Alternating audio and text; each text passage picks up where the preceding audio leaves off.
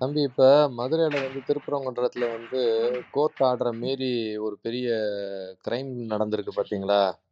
Time தானே அது. ஆமா. இப்ப நீங்க மதுரையில தானே இருக்கீங்க.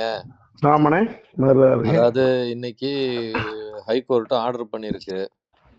மேல போயி ஆமாண்ணே. அந்த விளக்கு தூண்ல போயி அ பல பல 100 வருடத்துக்கு முன்னாடி நம்மளுக்கு எப்படி தீபம் ஏத்தணுமோ, அதே மாரி தீபம் ஏத்தணும்னு.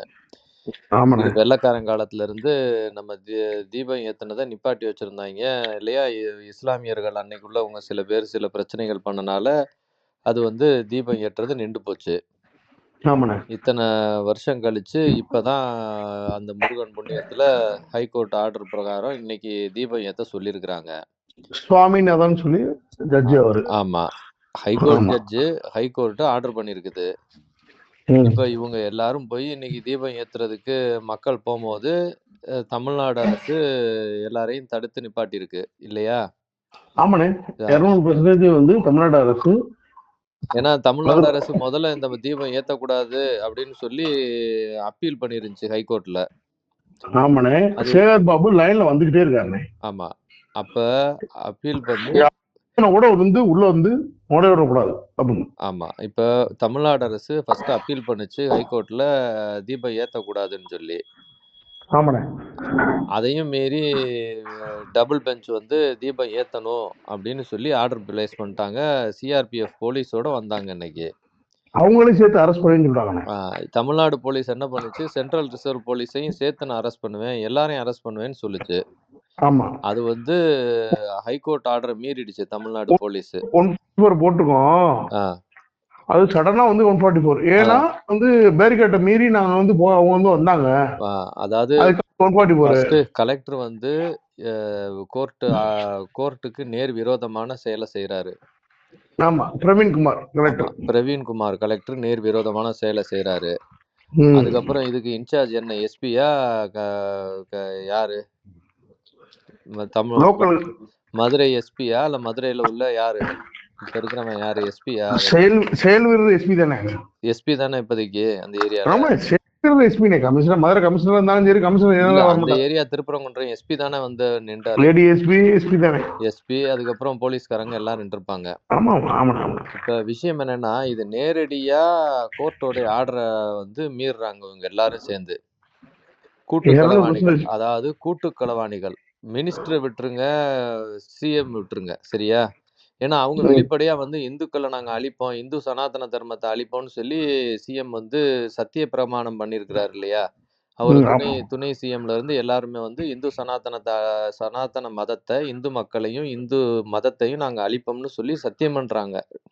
அதனால தானே வந்து கருணாநிதி அதனால வந்து அவங்கள விட்டுருங்க, அவங்கள விட்டுருங்க. அவங்க வந்து அவங்க வந்து வச்சிருக்காரு பேரு. அவங்க ஸ்டாலின் ஐயா வந்து இந்துக்கள அழிப்போம்னு ஓப்பன் மீட்டிங்ல அவரும், அவர் பையன் உதயநிதி ஸ்டாலினும் பேசிட்டாங்க. ம். அவங்க சொன்னத செய்றாங்க. சரியா? ஆ. இந்துக்கள அழிப்போம்னு சத்தியம் பண்ணிட்டு தான் அவங்க ஆட்சி நடத்திக்கிட்டு இருக்கிறாங்க இங்க. கரெக்ட்டா? ஆமா அப்ப ஆமா ஆமா. அவங்கள நம்ம தப்பு சொல்றதுல இனி அர்த்தம் இல்ல. ஏன்னா அவங்க வெளிப்படையா சொல்ட்டாங்கல்ல. அவங்க ஒண்ணும் ஏமாத்தல. நாங்க தான் முதல்லயே சொல்ட்டோமே உங்கள கொல்லப் போறோம்னு. உங்க ம். மதத்தையும், உங்க இனத்தையும், உங்க கூட்டத்தையும் நாங்க அழிப்போம்னு நாங்க சொல்லி தானே செய்றோம்.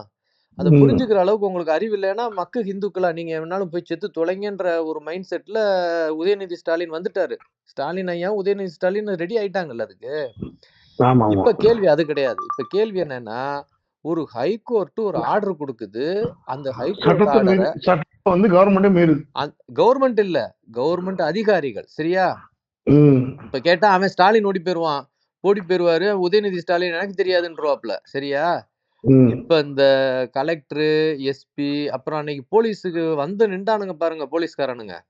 ம். இவனுங்க எல்லாருக்கும் 10 மாச சம்பளத்த கோர்ட்ல அபராதமா கட்ட சொன்னா தான், அடுத்த தடவ ம். கோர்ட் ஆர்டருக்கு பயப்படுவானுங்க. ம். டேய் கலெக்டர் கண்ணு, இங்க வா நீ கண்ணுன்னு காத பிடிச்சு அப்படியே கலெக்டர இழுத்துட்டு வந்து, நீ இந்த நாட்டுக்கு ஊழியன். மறந்துறாத. புரியுதா? இந்த நாட்டுடைய சட்டத்துக்கு ஊழியன். அத மறந்துறக்கூடாது. இது ம். Republic of India. ரிப்பப்ளிக்னா ம். சட்டம். அந்த ம். சட்டத்தின் அடிப்படையில நடக்கும் ஆட்சிக்கு நீ ஒரு ஊழியன்டா. இங்க வா ம், எஸ்பி, இங்க வா ஐபிஎஸ் ஆபீசரா நீ அப்படின்னு காதை பிடிச்சு அந்த சட்டம் அப்படியே இழுத்துட்டு வரணும். நீங்களும் நானும் இல்ல, சட்டம் காதை பிடிச்சு இழுத்துட்டு வரணும். ரிப்பப்ளிக் ஆஃப் இந்தியாடா, அது சட்டம் ம், போட்டிருக்குல்ல ஹைகோர்ட், அது ஆர்டரை மீறிட்டு இல்ல. அதே மாதிரி இந்த உனக்கு கீழே வேலை பார்த்தான்ல, ஒரு ஒரு ம், 200 போலீஸ கூட்டு போனியா, வா 200 போலீஸ் குட்டி பசங்களா வாங்க, குட்டி பாப்பாங்களா வாங்க, உங்க ம், எல்லாருக்கும் 10 மாச சம்பளம் காசை நீங்க தொகையை மொத்தமா அபராதமா கட்டணும். ம், உனக்கா உன் சிஎம் வருவானாடா, ஸ்டாலின் வருவாப்லையா, உதயநிதி வருவானா, ம், நம்ம கலெக்டரு, ம், இங்க வா கலெக்டரு, உன் ம், வேலையை இன்னைக்கே நான் தூக்குவேன், இல்ல 10 மாச சம்பளத்தை அபராதமா கட்டு. இப்போ ம். ஒரு தவறு செய்தான்னா அந்த தவறுக்குரிய காசு நீ கட்டணுமா இல்லையா? ஆமா, ஃபைன் அமௌண்ட் அ- கட்டிதான். அப்ப என்ன பண்ணு, நீங்க போலீஸ்காரங்க 200 பேர் வேலைக்கு போனீங்களா, 200 பேரும் 10 மாச சம்பளத்தை கட்டு, ம், எஸ்பி 10 மாச சம்பளத்தை கட்டு, ம், கலெக்டர் 10 மாச சம்பளத்தை கட்டு. இல்லையா போ சுப்ரீம் கோர்ட்ல போய் அப்பீல் போயிட்டு வா, அங்கேயும் சொன்னாங்கன்னா எல்லா காசையும் கட்டும். போத அடுத்த தடவை நீ சட்டம்னு ஒண்ணு வந்துச்சுன்னா அந்த சட்டத்தை பார்த்து பயப்படணும் நீ. ஏன்னா ஹைகோர்ட் கிளாரிட்டி. ஹைகோர்ட் ஆர்டரை மீறதுக்கு இந்த இந்த அரசு ஊழியர்கள் இன்னைக்கு தயாராயிட்டான்னா இனி இவங்க எதுக்கு மீற போறானுங்க? அதாவது இனிமே இந்த நாட்டுல எங்க இருக்கு சட்டம்? ஹைகோர்ட் ஒரு ஆர்டர் போடுது, அந்த ஆர்டரை மீறி இந்த கலெக்டரும் எஸ்பியும் போலீஸ்காரனும் ஆரம்பிச்சிட்டான்னா அப்புறம் எதுக்கு ஹைகோர்ட்டு, அப்புறம் எதுக்கு பார்லிமெண்ட், அப்புறம் எதுக்கு சட்டம், அப்ப அது அப்புறம் எதுக்கு republic of India? India is republic, இனிமே ரிப்பப்ளிக் டே ஃபங்க்ஷனே தேவையில்லையே, கொடியேற்று தின விழாவே தேவையில்லையே. இந்த முட்டா பயல்கள்லாம் இப்படி இப்ப அரசியல்வாதிக பேச்சு கேட்டுக்கிட்டு சட்டத்தை மீற ஆரம்பிச்சிட்டாங்கன்னா ரிப்பப்ளிக் ஆஃப் இந்தியா கிடையாது. இது ரிப்பப்ளிக் ஆஃப் இந்தியான்னா இவங்க எல்லாரும் சம்பளத்தையும் பிடிக்கணும், இவங்களுக்கு வேலையை கிழிக்கணும், அவங்களுக்கு பனிஷ்மெண்ட் கொடுக்கணும். அரசியல்வாதியை விட்டுரு, இன்னைக்கு ஒருத்தன் இருப்பான் அரசியல்வாதி, நாளைக்கு அவன் போயிடுவான். இன்னைக்கு ஸ்டாலின் இருப்பாப்ல, நாளைக்கு இன்னொருத்தன் வருவாப்ல, நாளைக்கு அவனை விட்டுட்டு இன்னொருத்தன் வருவாப்ல.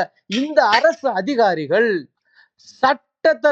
சட்டத்துக்கு ஃபாலோ பண்றதுக்கு தான் படிச்சுட்டு வந்திருக்கிறான். இல்லைன்னா படிக்காத முட்டா பேலையா கொண்டு வந்து போட்டிருக்கிறான் எஸ்பியா. ஐபிஎஸ் படிச்சிருக்கானா இல்லையா, ஐஏஎஸ் படிச்சிருக்கானா இல்லையா, கலெக்டர் படிச்சுட்டு தானே வந்த நீ. என்னத்தை படிச்ச? சட்டத்தை ஃபாலோ பண்ணி தானே படிச்ச நீ. நீ யாருக்கிட்ட வேலை பார்க்கிற? இந்திய அரசியல் அமைப்புக்கு வேலை பார்த்துக்கிட்டு இருக்க. அந்த இந்திய அரசியல் அமைப்பு பிரகாரம் ஹைகோர்ட் கொடுக்குற ஆர்டரை நீ ஃபாலோ பண்ணணும். அதை ஃபாலோ பண்றதுக்கு இன்னைக்கு நீ இந்த மாதிரி கூத்து களவாணித்தனத்தை பண்ண ஆரம்பிச்சீங்கன்னா இந்த அரசியல்வாதிகளோட சேர்த்து நாளைக்கு அம்பேத்கர். ஒவ்வொருத்தனும் பண்ணுவான்ல. நாளைக்கு ஒவ்வொருத்தனும் பண்ண ஆரம்பிச்சான்னா அப்ப அந்த நாடு எங்க போய் நிக்கிறது? தம்பி, இப்ப பிரச்சனை என்ன தெரியுமா? இந்த அரசியல்வாதிகள் பிரச்சனை என்னன்றத எலெக்ஷன் அன்னைக்கு மக்கள் நாம பாத்துக்குவோம்.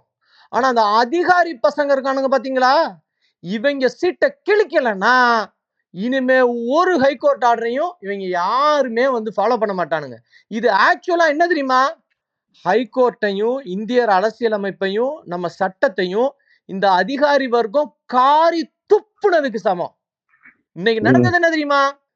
சட்டத்தை இவனுங்க எல்லாரும் இந்த எஸ்பி, இந்த கலெக்டர், அப்போ கூட போன போலீஸ்கார பயலுக, இவனுங்க எல்லாம் இந்திய அரசியலமைப்பு சட்டத்தையும் ஹைகோர்ட்டையும் காரி துப்பிட்டு நம்ம முன்னாடி வந்துட்டு ஆட்டிக்கிட்டு நிக்கிறானுங்க. இதுக்கு இந்த சிஎம்னு ஒரு ஆளா, அவருக்கு ஒரு துணை சிஎம்மா, இவனுங்க எல்லாம் சேர்ந்து போடுற டிராமாவுக்கு நாம எல்லாம் உட்காந்துக்கிட்டு சிரிச்சுக்கிட்டு இருக்க வேண்டியது இருக்கு. ஆனா இந்த அதிகாரி வர்க்கத்தை நம்ம இன்னைக்கு நீங்க வந்து வாழறுத்து வைக்கலன்னா அடுத்து இனிமே எந்த ஹைகோர்ட் ஆர்டரையுமே இவங்க வந்து இதே மாதிரி தான் பண்ணுவானுங்க. அப்புறம் கோர்ட்டுக்கே மதிப்பு இருக்காது. இது வந்து ஒரு டேஞ்சரஸான ஒரு பிரசிடென்ட்ஸ்னா ஒரு முன் உதாரணம் ஆயிடும். மிக கொடூரமான முன் உதாரணம் ஆயிடும். ஒரு ஹைகோர்ட் கொடுத்த ஆர்டரை இந்த மாதிரி இவங்க விளையாட்டுத்தனமா இப்படி தூக்கி எறிஞ்சு பண்ண ஆரம்பிச்சாங்கன்னு வச்சுக்கோங்க, இனி என்ன ஆக போகுது தம்பி? இது சாதாரணமா விடவே கூடாது இந்த மேட்டரை. இது வந்து என்ன வேணா பவர்ல இருக்கவங்க என்ன வேணா பண்ணலான்ற மாதிரி ஒரு முன்னுதாரணம். சட்டத்தை மீற ஒருத்தன் ஆரம்பிச்சிட்டான்னா அப்புறம் எல்லாரும் ஆரம்பிச்சிருவான். சட்டத்தை மீற ஆரம்பிச்சிட்டான்ப்பா அதிகாரி, சட்டத்தை மீற ஆரம்பிச்சிட்டான் அதிகாரி. இனி அதிகாரியை கட்டுப்படுத்தி வைக்கலன்னா நாட்டை வந்து கட்டுப்படுத்த முடியாது.